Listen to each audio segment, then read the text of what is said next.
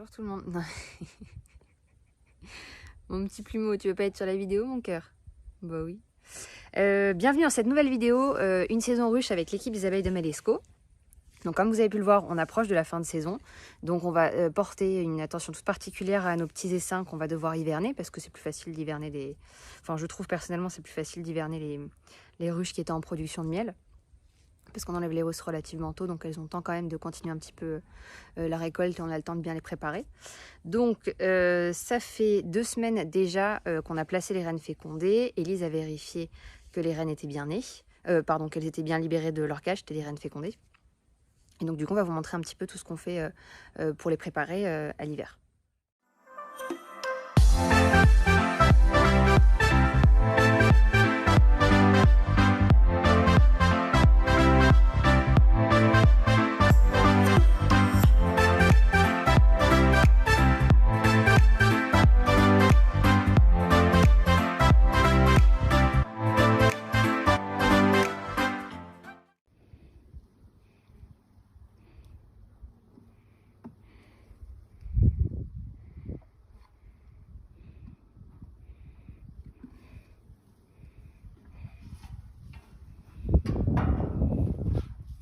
Regardez, où est-ce qu'elle est?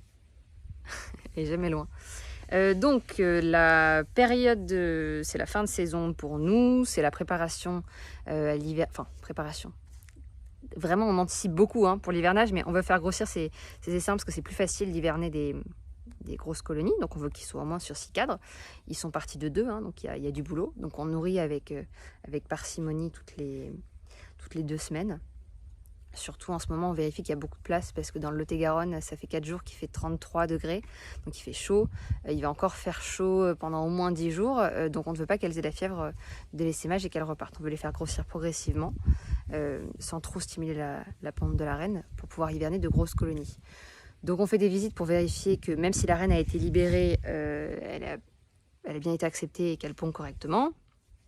On vérifie qu'elles aient toujours de la place, on nourrit, et éventuellement, s'il y a besoin, on va basculer des essaims qui sont en ruchette en ruche, c'est-à-dire dans la ruchette, vous êtes limité à 6 cadres.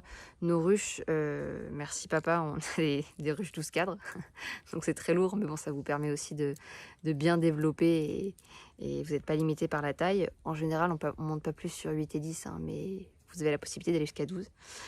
Donc on peut toujours basculer si on voit que c'est la crise du logement et qu'il est encore tôt dans la saison et qu'elles ne vont pas tout de suite redescendre en pression. Donc voilà.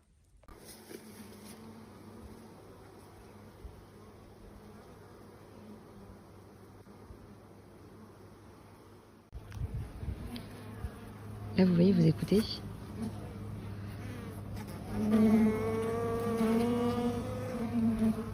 C'est très très calme. Vous avez la main dessus, dedans. C'est des abeilles qui sont très très douces. Elles sont occupées, elles sont en train de s'occuper du couvain, de faire des réserves. On n'a pas l'impression comme ça, mais attendez, je vais vous montrer. Je vais sortir un cadre. Bougez pas. Sur mes filles.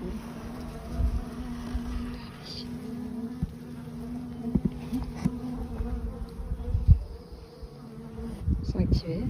Ils sont en train de bosser. On ne les dérange pas plus.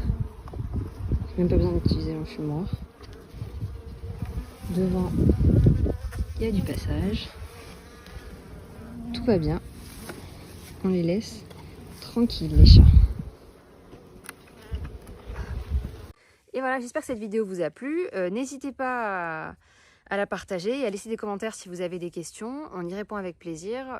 Ça va être principalement le gros travail qui va nous rester en fin de saison, parce qu'on a bientôt terminé de récolter le miel. Ensuite on fait l'extraction, on a pour une petite semaine facile.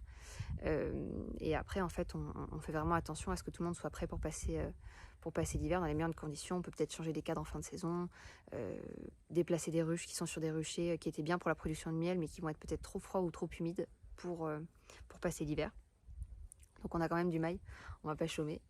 Mais voilà, je vous souhaite un bon week-end et je vous dis à la semaine prochaine.